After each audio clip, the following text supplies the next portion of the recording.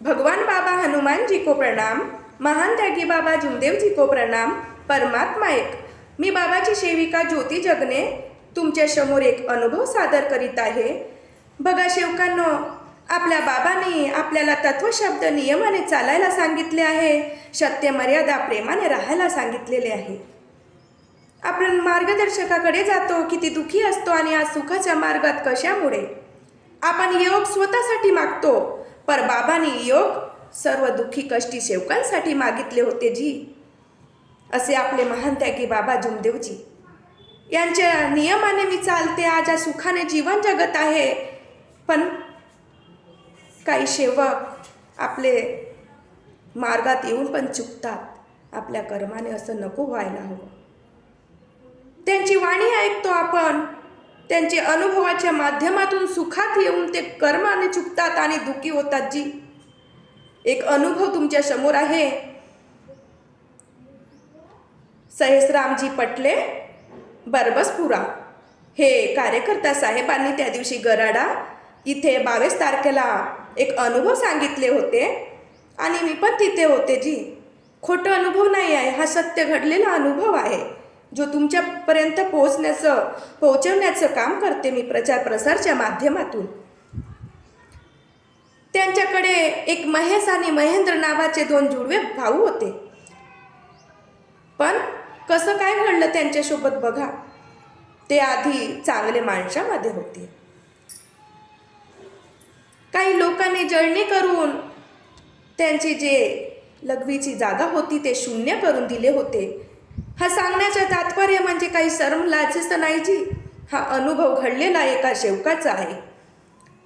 तुम्हाला वाईट वाटत असेल, पण हे वाईट घटना नाही आहे। तुमच्यासमोर हे कितीतरी पण अनुभव मी तुमच्यासमोर प्रचार प्रसारच्या माध्यमातून कळवण्याचा प्रयत्न करते। पण माझे बाबाचे सेवक, तुम्ही सत्य मर्यादा प्रेमाने वागा। लाज वाटण्याची काही गरज नाही आहे। हा अनुभव तुम्ही ऐका आणि कमेंट चांगले करा जी, कारण हा आपल्या बाबाच्या प्रसार प्रचारचा हा मार्गदर्शन करते जी मी। महेंद्र आणि महेश हे दोघे जोडे भाऊ होते आणि आधी चांगले माणसामध्ये होते आणि काही लोकांनी जळणीच्या मारे त्यांची जी लघवीची जागा होती ते शून्य करून दिलेली होती। काय करणार काय नाही, पंडा पुजारी केले, कोंबडे बकरे दिले, डॉक्टरी औषधी केले, पण काही आराम झालं नाही। तरी पण काही बोलले त्यांना की परमात्मा एक मार्गामध्ये या। पण त्यांच्या विचारामध्ये, त्यांच्या मनामध्ये की आम्ही पंडा पुजारी केले, औषध केले, तेथे तर आराम नाही झाले, तर ह्या परमात्मा एक मार्गामध्ये आम्हाला कसं काय आराम होणार। म्हणून त्यांनी विचार केलं, त्यांना म्हणवले, त्यांना बोलले, त्यांनी विचार केला नाही आपण सर्व केलं, पण एक वेळा ह्या परमात्मा एक मार्गामध्ये येऊन पाहू।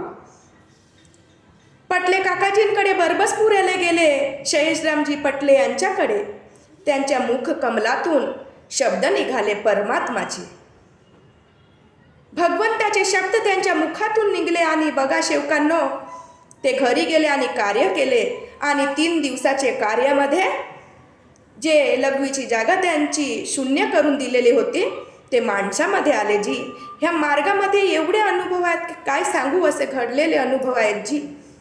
काकाजींचे शब्द लागले आणि आज एका भावाकडे 2 मुली आहेत आणि एकाकडे 1 मुलगा 1 मुलगी आहे। हे अनुभव म्हणजे कसं आहे, आपण सेवक संमेलन एकतेच्या हवनमध्ये जातो, चर्चा बैठकीमध्ये जातो, तर आपल्याला हे सत्य अनुभव घडलेले ऐकायला मिळतात। पण कसं काय राहायला पाहिजे सेवकांनी, एक चित्त एक लक्ष एक भगवान। एक चित्त एक लक्ष एक भगवान म्हणजे जे समोरचे अनुभव सांगतात त्यांच्याकडे आपलं लक्ष पाहिजे, इकडे तिकडे नाही। तेव्हाच आपल्याला समजण्यात येते की काय अनुभव घडतात आणि काय। अरे हे अनुभव सर्वांसोबत घडतात तर माझ्या डोळ्यातून अश्रू येतात। हे वरून नाही सांगत मी, अंतरात्म्यातून सांगते, कारण हे अनुभव फक्त माझे नाही। आणि आपण योग तर स्वतःसाठी मागतो, पर बाबांनी योग सर्व सेवकांसाठी मागितले जी। आमचे बाबा किती चांगले होते। आईने आपले आयुष्य का बरं दिले, 6 वर्ष बाबांना दिले। शब्द मांडायला सांगितले भगवंताजवळ, त्यांनी बाबांनी ऐकलं, कारण माझे पती काही दुःखी कष्टी सेवकांसाठी, अजून प्रचार प्रसार करणारा आणि काही दुःखी सेवकांसाठी काय बोलायचं. सर्वांना सुखाचा मार्ग दिला. त्यांच्यासाठी आईने आपले आयुष्य 6 वर्ष बाबांना दिले. हे अंतरात्म्यातून जे अनुभव असतात ते वरून सांगायच्या वरवर सांगितल्यानं नाही होत. जे सांगायच्या अंतरात्म्यातून सांगायचं आहे. हा अनुभव मी तुम्हाला सांगितले, मला काही लाज नाही वाटली जी, कारण हा सत्य घडलेला अनुभव आहे. आणि आमच्या बरबसपुऱ्याचे कार्यकर्ता काकाजींनी गराड्या इथे एकतेचे हवन होतं, त्या हवनामध्ये सांगितलं आहे. हे अपरंपार लीला आहे बाबांची. हे तत्व शब्द नियमांची 4 तत्व 3 शब्द 5 नियमांची 12 खडी आपल्या सेवकांसाठी दिलेली आहे. तर आपल्याला यांचं तंतोतंत पालन करायला हवं. बाबांनी विश्वास आणि शब्द यांच्यावर हा आपला मार्ग टिकलेला आहे. प्रपंच साधायला सांगितले आहे. काही तर साधू संत होऊन पहाड्यावर गेले परमेश्वराच्या शोधासाठी, पण त्यांना परमेश्वर नाही मिळाले. आणि आपले आज दुःखी होतो आणि कार्यकर्ता काकाजींकडे एक शब्दामध्ये आपले दुःख दूर होतात.